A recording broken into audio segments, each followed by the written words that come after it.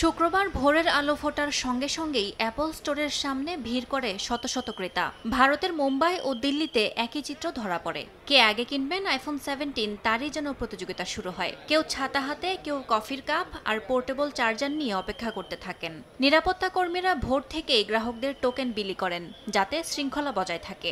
লম্বা লাইনে অপেক্ষা শেষে একে একে দোকানে ঢুকতে থাকেন ক্রেতারা। সবার আগ্রহ একটাই, কাঙ্ক্ষিত নতুন আইফোন হাতে পাওয়া।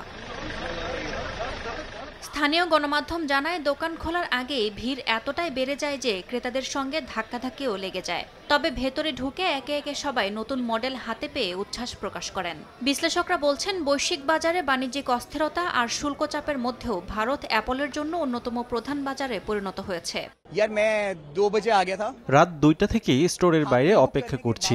যদিও ফোনটি আগে থেকেই প্রি বুক করেছিলাম, তবুও অ্যাপেলের প্রতি ভালোবাসা থেকেই দীর্ঘ সময় লাইনে দাঁড়িয়ে আছি। ভারতের পাশাপাশি চীনেও অ্যাপলের নতুন আইফোনের চাহিদা তুঙ্গে। শুক্রবার সকালে বেইজিংয়ের অ্যাপলের ফ্ল্যাগশিপ স্টোরের সামনে ছিল উপচে পড়া ভিড়। সকাল 9টার মধ্যেই প্রায় 300 মানুষ লাইনে দাঁড়িয়ে থাকেন। বেশিরভাগই এসেছেন আগে থেকে অনলাইনে বুক করা আইফোন সংগ্রহ করতে। ক্রেতাদের জন্য আইফোনের সবচেয়ে বড় আকর্ষণ উন্নত ক্যামেরা সিস্টেম, অত্যাধুনিক স্টাইল ফটোগ্রাফি, সহজে পোর্ট্রেট ল্যান্ডস্কেপ বদলানো আর নতুন অ্যাকশন মোড ক্রেতাদের দারুণভাবে আকৃষ্ট করছে। অনেকে বলছেন, ছবির গুণগত মানই এই আইফোনকে অন্য ফোন থেকে আলাদা করেছে।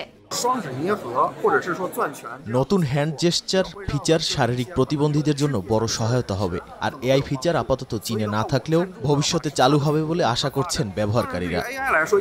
ক্রেতাদের মধ্যে সবচেয়ে বেশি আগ্রহ আইফোন 17 প্রো ম্যাক্স মডেলকে ঘিরে, যার দাম শুরু 9,999 ইউয়ান বা প্রায় $1,400 থেকে।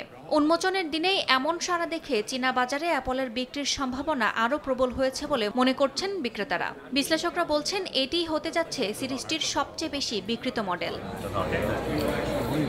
ইয়াসমিন অনন্যা, সময় সংবাদ।